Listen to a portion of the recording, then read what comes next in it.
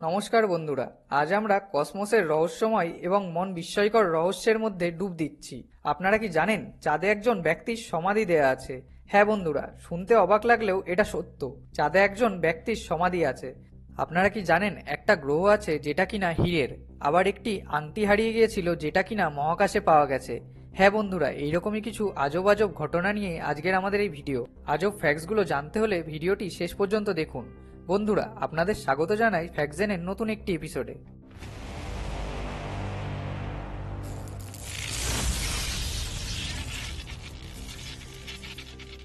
Fact number 1। আপনারা কি জানেন বুধের একটা লেজ আছে? অনেকেই জানেন ধূমকেতুর লেজ আছে, কিন্তু বুধ গ্রহের একটা ধূমকেতুর মতো লেজ আছে যা সৌরবায়ু দ্বারা উৎপাদিত হয়, যা গ্রহের পৃষ্ঠ থেকে সোডিয়াম পরমাণুগুলিকে ঠেলে দেয়। কিন্তু এটা দেখা সহজ নয়। আপনাকে টেলিস্কোপ এবং একটি বিশেষ ফিল্টার ব্যবহার করে এটি দীর্ঘ এক্সপোজারে ছবি তুলে দেখতে হবে। Fact number 2। চাঁদে কবর দেয়া আছে ইউজিন শুমেকার নামক ব্যক্তিকে। তিনি লেভি-9 ধূমকেতুর একজন সহ আবিষ্কারক, জ্যোতির্বিজ্ঞানের প্রতিষ্ঠাতা এবং চাঁদে হাঁটার জন্য প্রথম ভূতাত্ত্বিক হতে প্রস্তুত ছিলেন। দুর্ভাগ্যবশত স্বাস্থ্য সমস্যা তাকে তার জীবদ্দশায় চাঁদে উঠতে বাধা দেয়।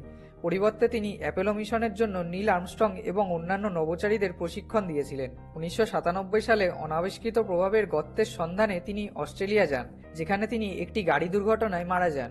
গ্রহবিজ্ঞানে তার অবদানের সম্মানে তার ছাই নাসার লুনার প্রসপেক্টর অরবিটারে চাঁদে নিয়ে যাওয়া হয়েছিল। আপাতত তিনি চাঁদেই সমাহিত একমাত্র মানুষ। Fact number 3। সম্ভবত হিরে দিয়ে তৈরি একটি গ্রহ আছে। আমাদের থেকে 40 আলোকবর্ষ দূরে অবস্থিত একটি এক্সোপ্ল্যানেট ক্যান্সরি হিরে দ্বারা আবৃত হতে পারে। শুনতে সুন্দর লাগলেও এটি দেখা আমাদের পক্ষে সম্ভব না, কারণ গ্রহটি 2400 ডিগ্রি সেলসিয়াস তাপমাত্রা এবং হাইড্রোসায়ানিক অ্যাসিডে আবৃত। আর আপনারা কি এই গ্রহের মোট মূল্য গেস করতে পারেন?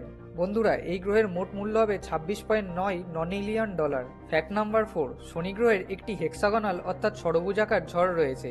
এটি প্রথম 1981 সালে নাসার ভয়েজার মহাকাশযান দ্বারা আবিষ্কৃত হয়েছিল। পরে 2006 সালে ক্যাসিনি মহাকাশযান আরও বিশদ চিত্র এবং ডেটা সরবরাহ করেছিল। টাটা এটি প্রকাশ করেছে যে ঝড়টা প্রায় 300 কিলোমিটার লম্বা এবং 29,000 কিলোমিটার প্রশস্ত এবং 320 কিলোমিটার পার আওয়ার বেগে চলাচলকারী বায়ুমণ্ডলীয় গ্যাসের সমন্বয়ে গঠিত। এই ঝড়টি গ্রীষ্মে সোনালী এবং শীতকালে নীল হয়। Fact number 5। মহাকাশে ভাসমান জলের বিশাল মেঘ। আপনি কি জানেন পৃথিবী হয়তো জলসহ একমাত্র বিশাল গ্রহ নয়? উদাহরণস্বরূপ বৃহস্পতির উপগ্রহগুলির মধ্যে একটি ইউরোপা নামে উপগ্রহ আছে, যেটিতে কিনা একটি মহাসাগর রয়েছে যা আমাদের গ্রহে পাওয়া জলের দ্বিগুণ পরিমাণ জল ধারণ করতে পারে বলে মনে করা হয়। যাই হোক, মহাকাশে জলের বৃহত্তম আধারটি একটি কুয়াশারের চারপাশে ভাসছে। একটি আলোকিত সুপারম্যাসিভ ব্ল্যাক হোল আমাদের থেকে 12 বিলিয়ন আলোকবর্ষ দূরে। এটি জলীয় বাষ্পের একটি মেঘ যা শত শত আলোকবর্ষ জুড়ে থাকে এবং পৃথিবীর মহাসাগরের তুলনায় 140 ট্রিলিয়ন গুণ বেশি জল ধারণ করে। Fact number 6। লেগো পরিসংখ্যান বৃহস্পতির কক্ষপথে পাঠানো হয়েছিল।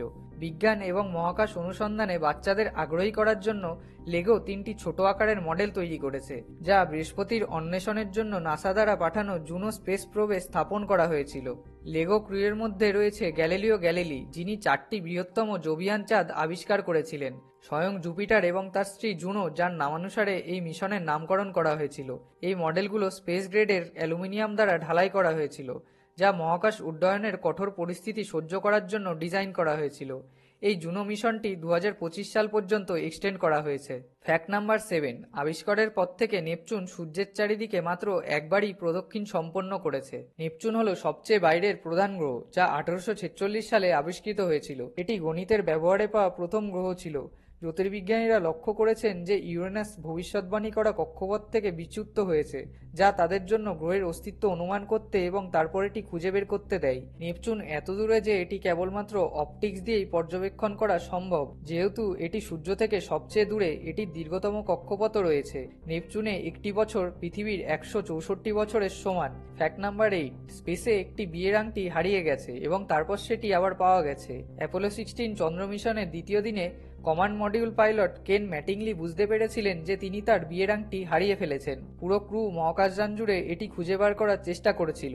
9 তারিখে ম্যাটিংলি এটি একটি স্পেস ওয়াকের মাঝখানে থাকাকালীন শেষ পর্যন্ত একটি হ্যাচের দরজার বাইরে ভেসে উঠতে দেখেন। শুধু কল্পনা করুন, একটি ছোট্ট বলয় প্রায় অন্তহীন মহাজাগতিক গভীরতায় হারিয়ে গেছে। যাই হোক, লোকেরা ইতিমধ্যেই মহাকাশে অনেক কিছু রেখে গেছেন, এমনকি একটি টুথব্রাশও সেখানে ভাসতে দেখা গেছে। Fact number 9। মহাকাশযান সৌরজগতের প্রতিটি গ্রহ পরিদর্শন পরিদর্শন করেছে।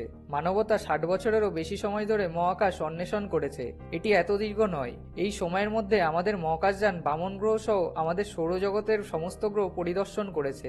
আমাদের প্রোবগুলি মঙ্গল এবং শুক্রে অবতরণ করেছে এবং বুধ ও বৃহস্পতি, শনি এবং সেরেসকে প্রদক্ষিণ করেছে। নাসার ভয়েজার 2 ইউরেনাস এবং নেপচুন দিয়ে উড়েছিল এবং নিউ হরাইজন প্রোব প্লুটোর কাছে পৌঁছেছিল। ফ্যাক্ট নাম্বার 10, আকাশগঙ্গার নক্ষত্রের চেয়ে পৃথিবীতে গাছের সংখ্যা বেশি। আপনি নিশ্চয়ই শুনেছেন যে পৃথিবীতে বালির দানার চেয়ে মহাবিশ্বে আরও বেশি তারা রয়েছে।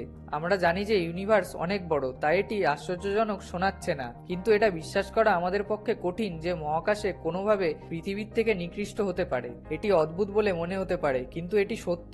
অন্তত যদি আমরা সমগ্র মহাবিশ্বকে না নিই, তবে শুধুমাত্র আমাদের মিল্কি ওয়ে গ্যালাক্সি। হ্যাঁ বন্ধুরা, অনুমান করা হচ্ছে যে মিল্কি ওয়েতে 100 থেকে 400 বিলিয়ন তারা রয়েছে এবং সমগ্র মহাবিশ্বে 3 ট্রিলিয়নেরও বেশি গাছ রয়েছে। তো বন্ধুরা, এই ছিল মহাকাশের ব্যাপারে কিছু আজব করা অজানা ফ্যাক্টস। তো বন্ধুরা, আপনাদের যদি ভিডিওটি ভালো লেগে থাকে তবে একটি লাইক এবং শেয়ার করে দেবেন।